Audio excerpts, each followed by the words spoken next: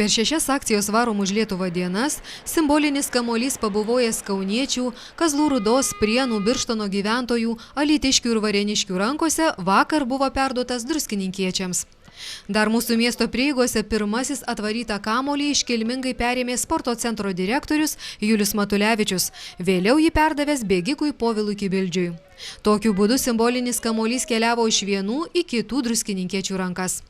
Pagrindinė mūsų miesto gatve kamuolį teko varyti ir jauniesiems mūsų miesto krepšininkams, kurių sąskaitoje ne viena pergalė. Varom už Lietuvą dalyviai kamuolį nusivarė iki pramogų aikštės, kur nuotaikingai nusiteikę jų laukė krepšinio aistruoliai bei savivaldybės mero pavaduotoja Kristina Miškinienė. Pasveikinusi renginio svečius ir dalyvius, ji pasirašė simbolinėje Varom už Lietuvą lentoje. Joje savo įrašus jau buvo įamžinę visų miestų, kuriuose lankėsi Varom už Lietuvą atstovai. Šis renginys svarbus visai Lietuvai. Manau, kad labai svarbu pajausti Lietuvos pulsą, pajausti, kaip tas kamuolys gražiai keliauja per Lietuvos miestas.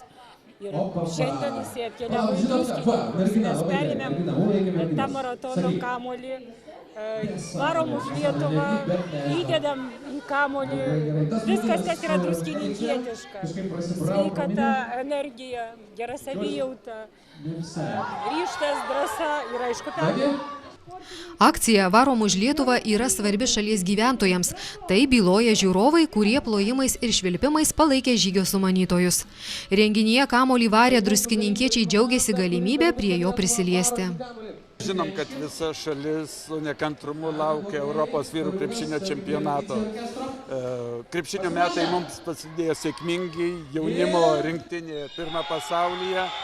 Todėl krepšinis tapo nuolatinė tema kasdieniniuose mūsų pokalbiuose, tampa kasdienybė ir prisilies prie to kamuolio, prie kurio prisilies visa mūsų krepšinio rinktinė. Iš tikrųjų neeilinis įvykis ir galbūt mes kada nors vienas kitam pasakosim, kad mums visiems teko laimė sutikti kamuolį Druskininkuose, dalyvauti šitam renginiui.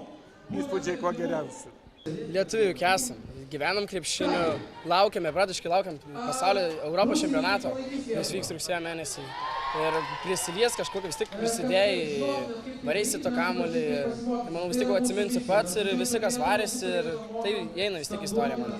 Sakykime, ką pačiam reiškia krepšinis?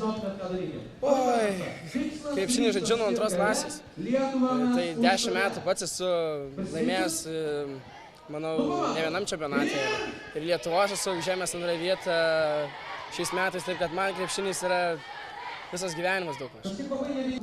Per Lietuvą keliaujantį kamuolį savo rankose galėjo palaikyti visi renginį stebėję žmonės. Kamuolys greitai apkeliavo susirinkusiųjų rankas. Juo nors trumpam pasidžiaugti galėjo ir maži, ir dideli šios sporto šakos gerbėjai. Antradienį Druskininkuose pabuvojęs kamuolys šiandien perduotas Lazdijų gyventojams ir iš ten keliaus į kitus šalies miestus. Viso žygio metu ketinama įveikti apie 3000 kilometrų.